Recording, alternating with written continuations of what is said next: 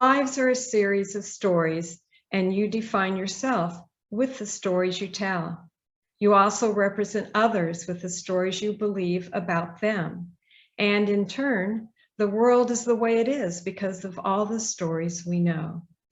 We often think of stories as something found in a book, but instead they are an essential layer in our lives and concept of reality. Stories play a role in determining where we are and where we're going. We can't expect to get anywhere without a good story. I welcome you to Community Unitarian Universalist Church. My name is Jen Mason, and I am one of our worship associates.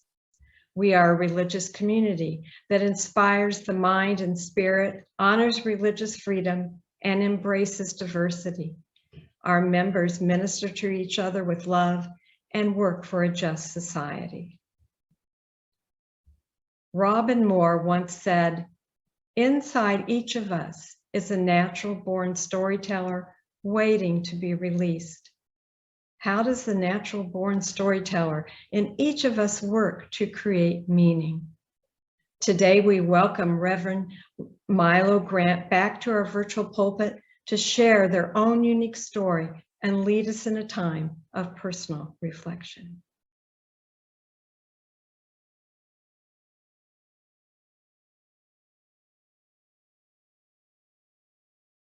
The chalice and the flame were brought together as a Unitarian symbol by an Austrian artist, Hans Deutsch, in 1941. It became the official symbol of service and opposition to Nazi persecution. Today, the flaming chalice is the official symbol of the Unitarian Universalist Service Committee and the Unitarian Universalist Association. Officially or unofficially, it functions as a logo for hundreds of congregations. It has become a focal point for worship. No one meaning or interpretation is official. The flaming chalice, like our faith, stands open to receive new truths that pass the tests of reason, justice, and compassion.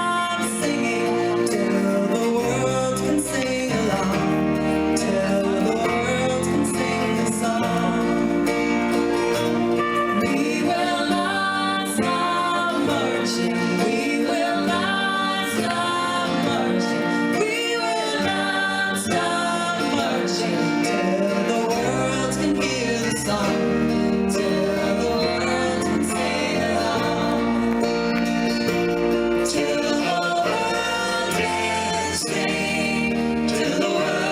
can sing a song.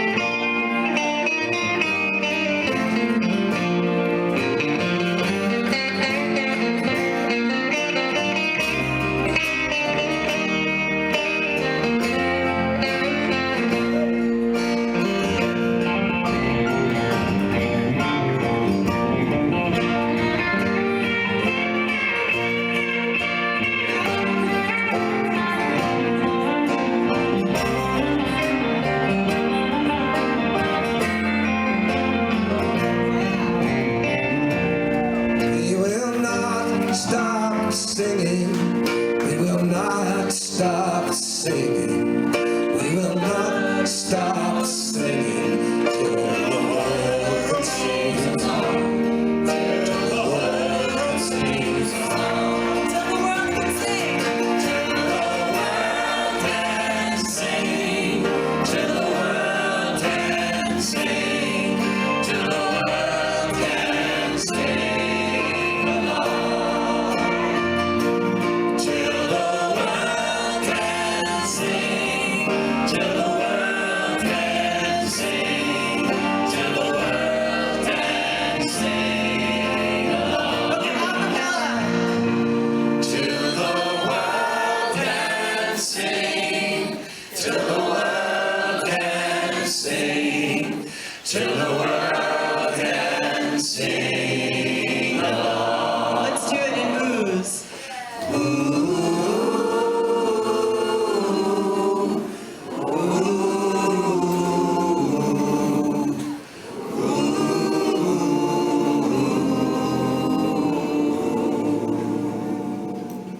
Till the world can sing, till the world can sing, till the world can sing.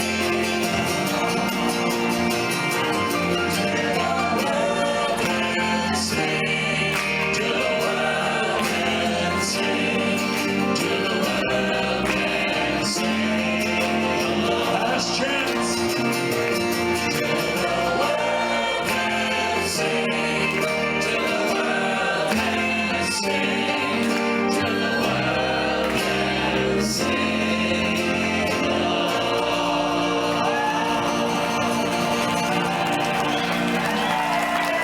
Thank you.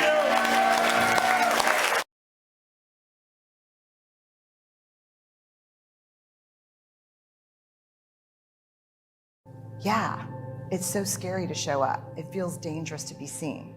It's terrifying. But it is not as scary, dangerous, or terrifying as getting to the end of our lives and thinking, what if I would have shown up? What would have been different? So what I think you're asked to do on a daily basis is walk through this hall, get to the top of the stairs, and get naked. Get really real. Put yourself out there and walk out there so people can see you and see what you've made and see what you're doing. So I want to tell you about something that changed my life as a creative person.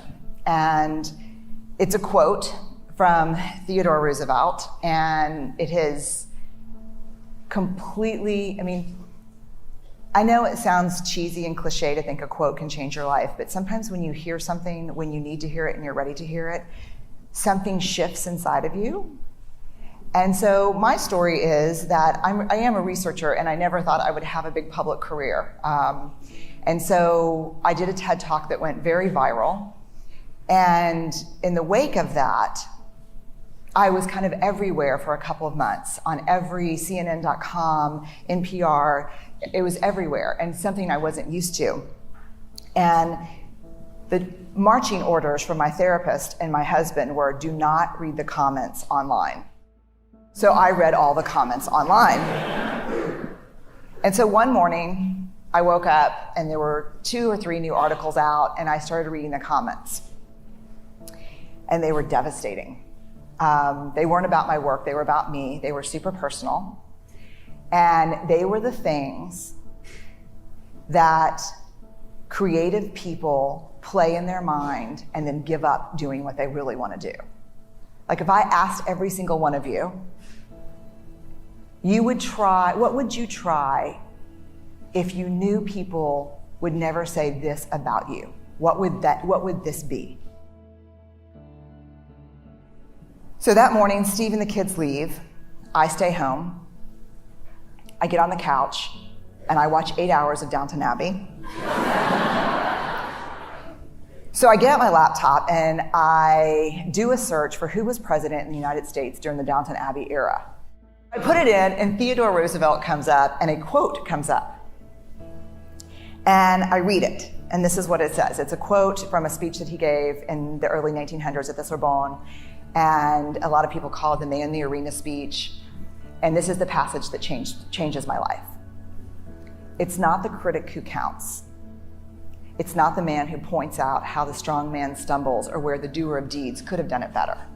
The credit belongs to the person who's actually in the arena, whose face is marred with blood and sweat and dust, who, at the best, in the end, knows the triumph of high achievement, and who, at worst, if he fails daring greatly.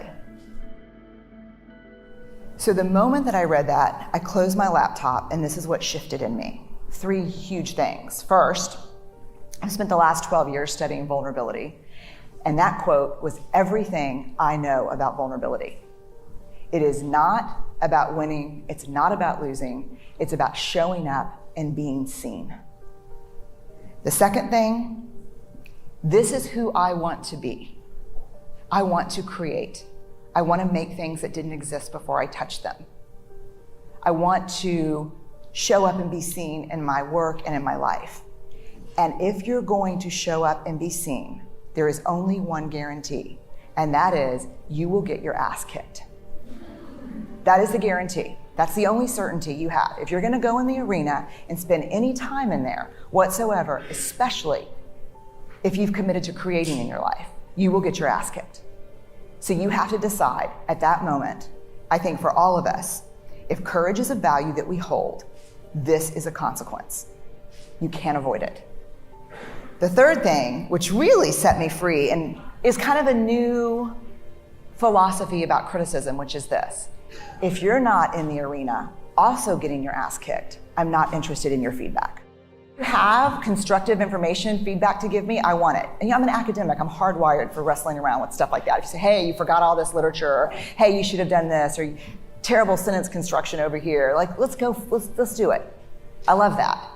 But if you're in the cheap seats, not putting yourself on the line and just talking about how I could do it better, I'm in no way interested in your feedback. You're gonna spend your life in the arena. If you're gonna spend your life showing up, really showing up,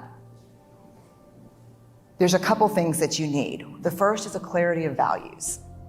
You have to, I know, when I came out here, I knew I could screw this completely up.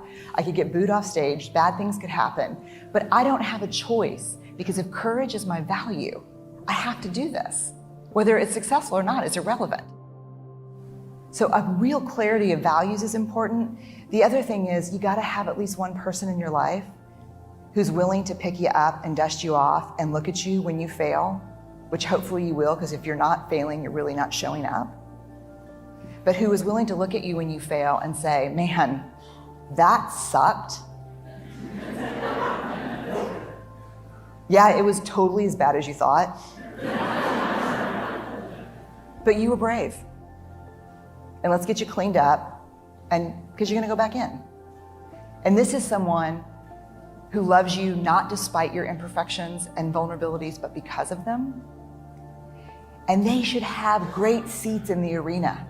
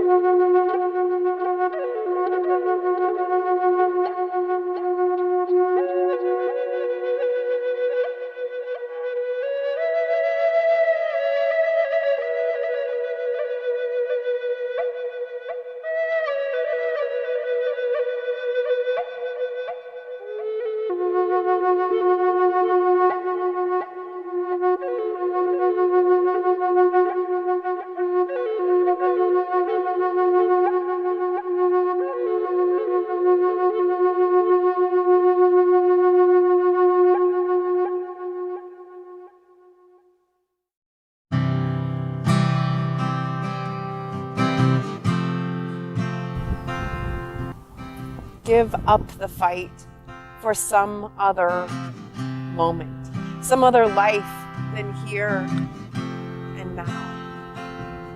I'm just gonna breathe. Give up the longing for some other world, the wishing for other choices to make, Life I change. other songs to sing, other I'm just bodies, gonna breathe. other ages, other countries, other stakes. Till I touch the sorrow neath the rage. I'm just gonna breathe.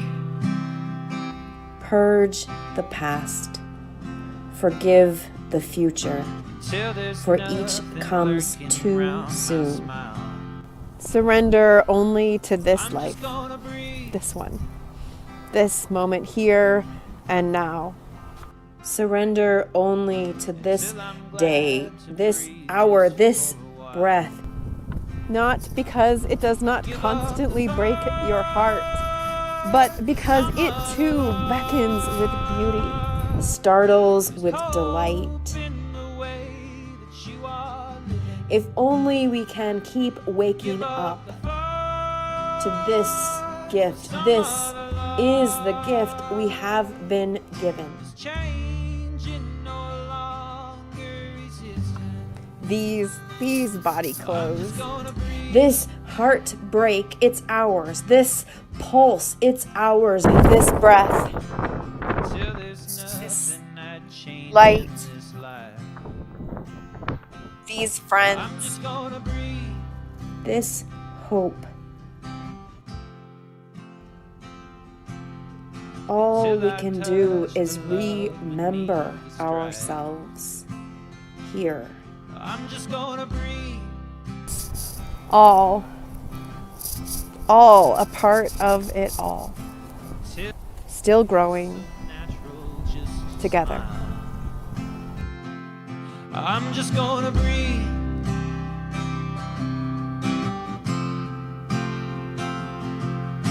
Until I'm glad to breathe here for a while.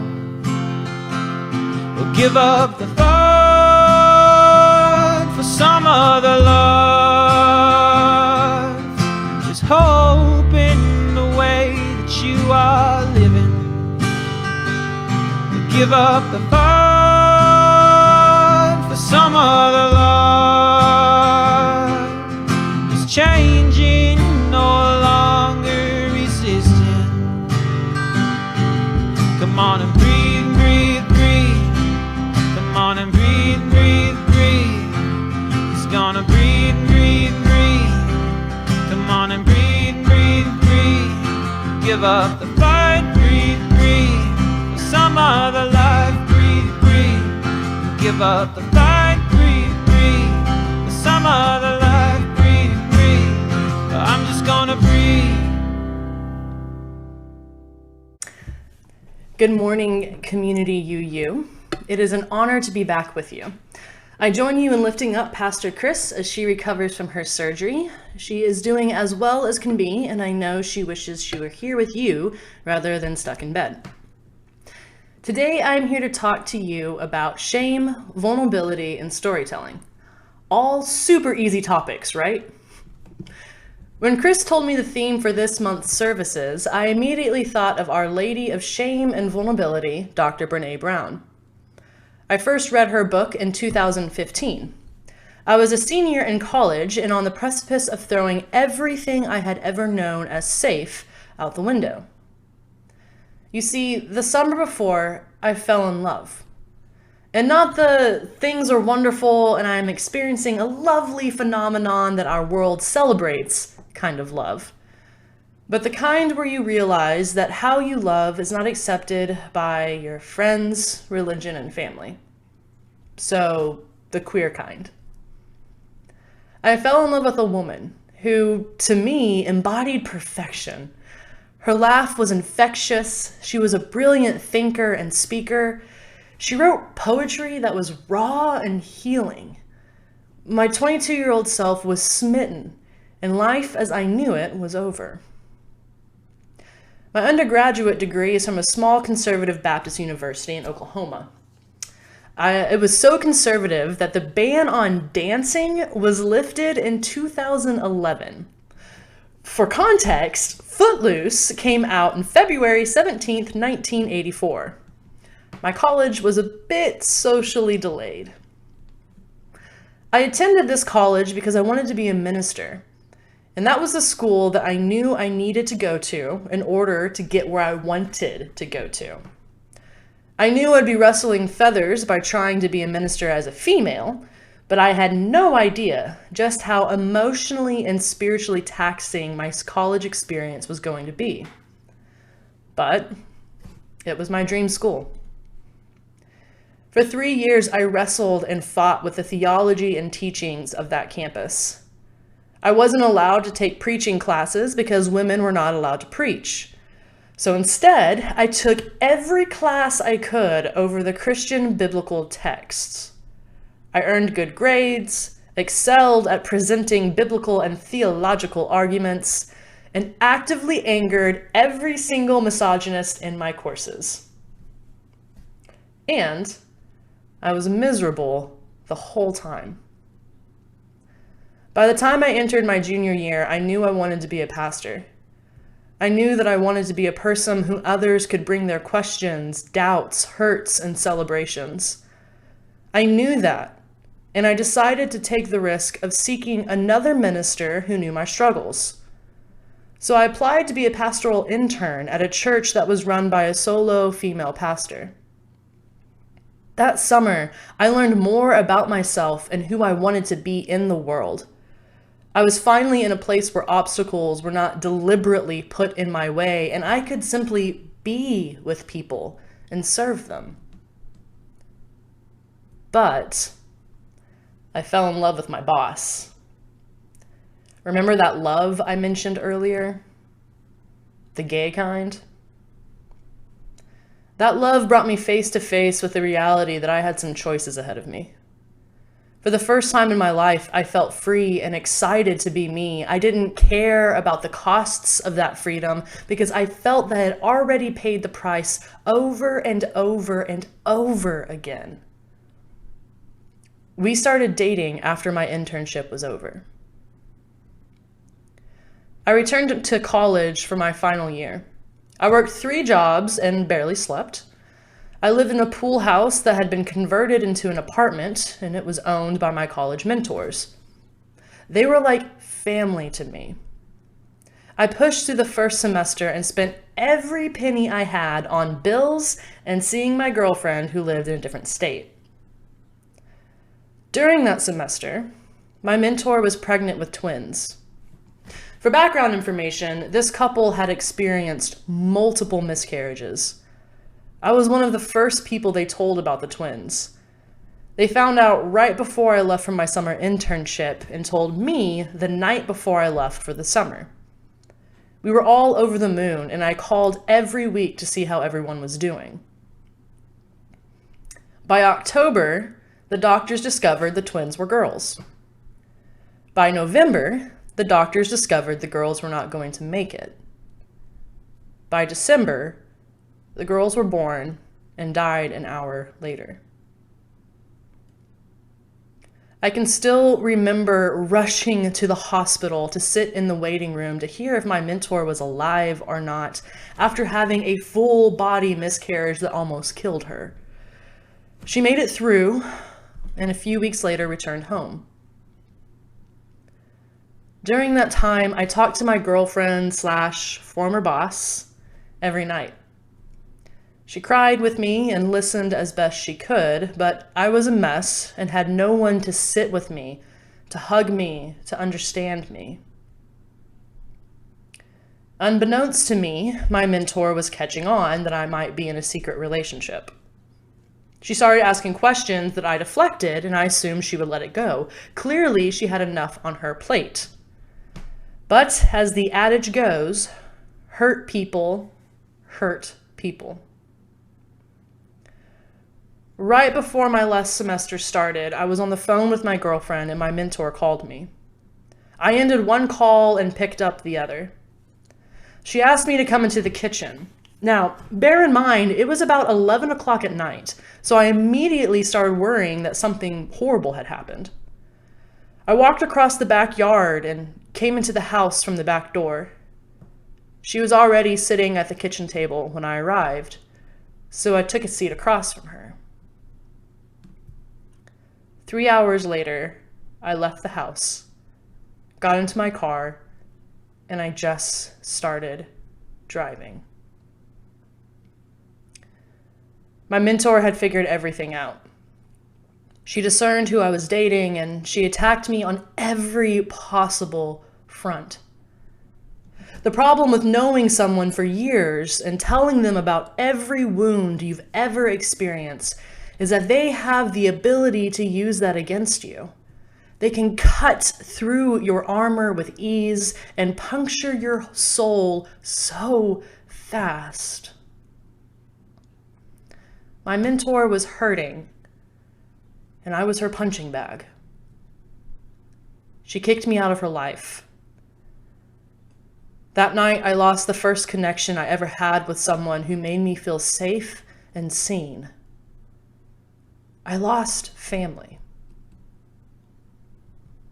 There are still words that she said to me which haunt me today.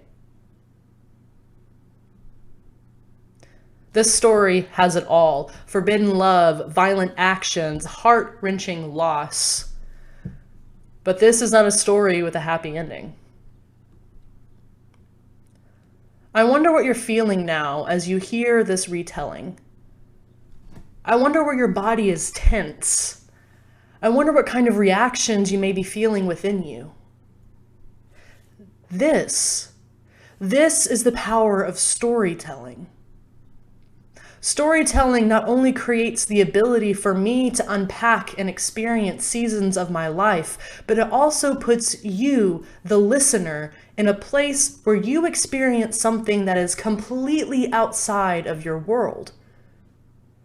Dr. Brown teaches that courage is a Latin word, the root of which is cor, meaning heart. Courage originally meant to speak one's mind by telling all of one's heart. In other words, telling the story of who you are with your whole heart. Storytelling is more than hearing or reading words. It's more than a captivating use of one's voice or vernacular. Storytelling is exposure. And this radically goes against everything we think we know. In our culture, we are raised to pick ourselves up, make heroes out of ourselves. We are the wielders of power and might. In our stories, we slay dragons, marry the correct gendered prince or princess, and become rulers of our domain. But do we really?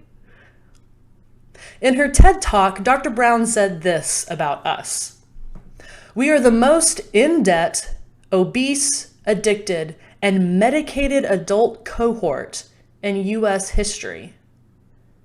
We are the generations of people who don't tell our stories.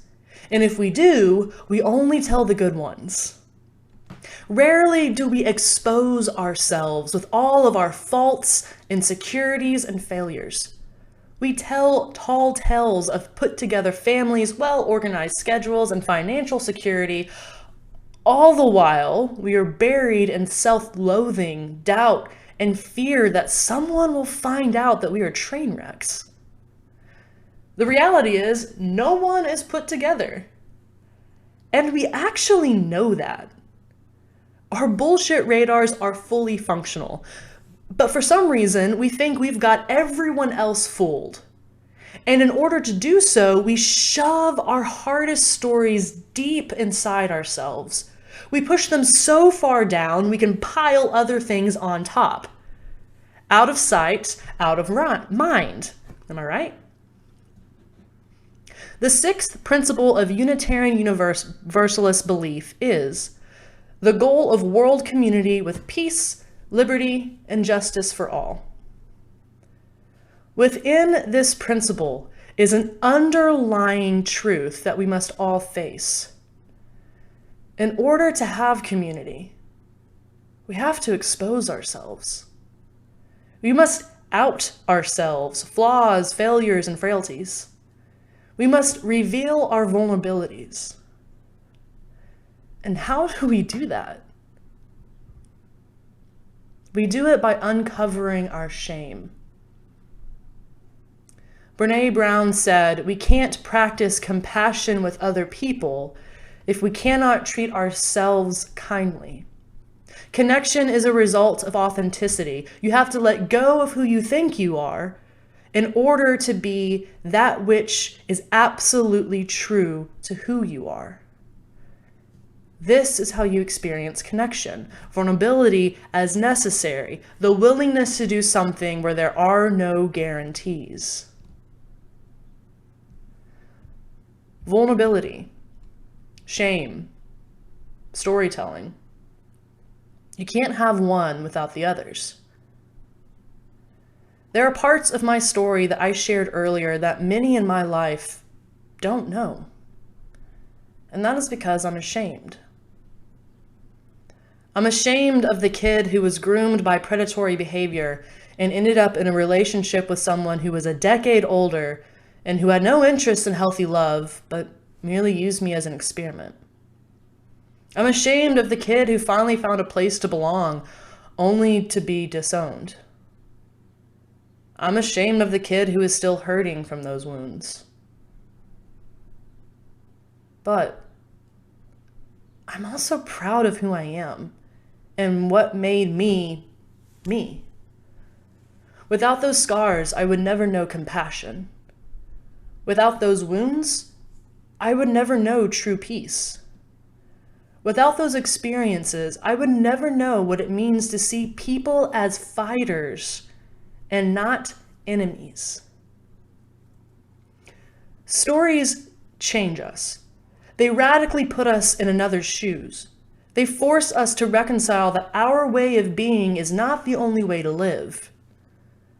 But stories without vulnerability are just tall tales that entertain. I encourage you all to sit with your stories. Wipe away the makeup you've used to clean up the pain and scars. See your former self as a young kid trying to figure out how to live in a world that is rough and tough.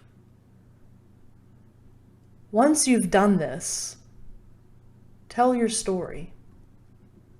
Tell it to a therapist. Tell it to a friend, tell it to a loved one. Whomever you tell it openly and without shame. Who you are today was birthed from those dark and scary places. So why are we ashamed? After you've told your story, practice listening. Fully listening, active listening. Hear the words of someone else's story and see the glimpse of their true selves shine out. Laugh with them, cry with them, sit with them. Don't see them as an enemy if you don't agree with them. Listening to a story is not about agreement. It isn't about proving someone right or wrong. Listening to a story is about seeing the world through another's eyes. In doing so, not only do you help liberate someone else from shame, but you expose yourself to an entirely new world. And who knows? Maybe you'll be just as transformed by their words as your own. To close, I would like to send you off with these words from Dr. Brown. Let yourself be seen, deeply seen, vulnerably seen. Love with your whole heart. Practice gratitude and joy in those moments of terror. Just be able to stop and instead of catastrophizing what might happen, say, I'm so grateful because to feel this vulnerable means I am alive. Believe that you are enough. Because when you work from a place, I believe, that says, I am enough, then you stop screaming and start listening. We end up being kinder and gentler to the people around us, and we're kinder and gentler to ourselves. Amen.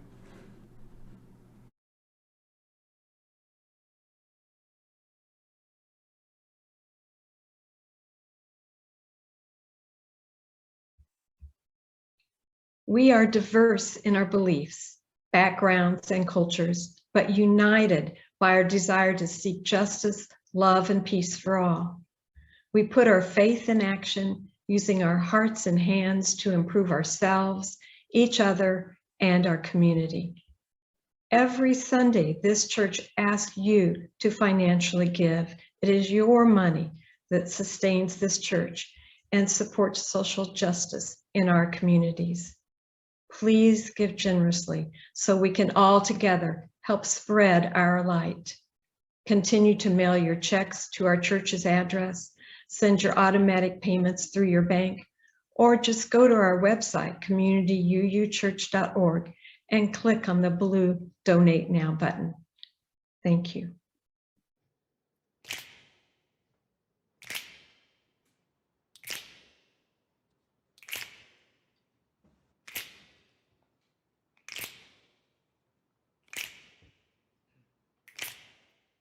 We shall be known by the company we keep, by the ones who circle around to tend these fires.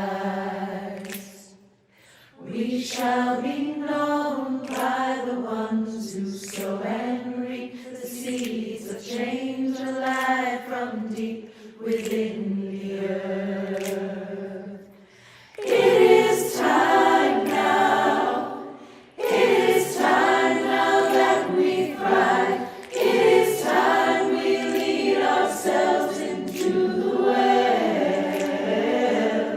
It is time now, and what a time to be alive in this great turning. We shall learn to lead in love. In this great turning, we shall learn to lead in love. We shall be known by the company we keep, by the ones who circle round to tend these fires.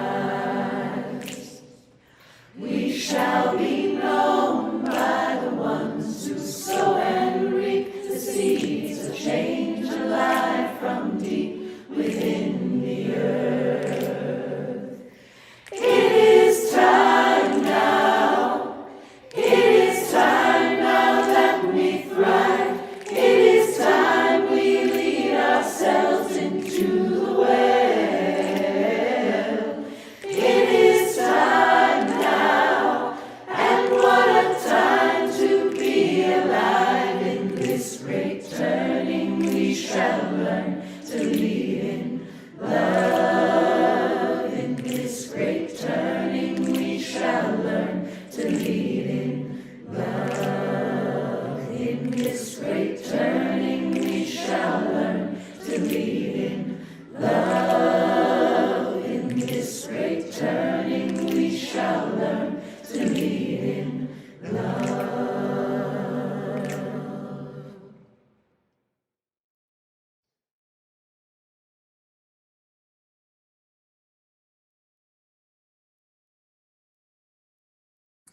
Remember the way of the wind, and breathe and blow. Remember the way of the fire, sparkle and glitter and glow. Remember the way of the water, and ebb and flow. Remember the way of the earth, and grow. Go in peace.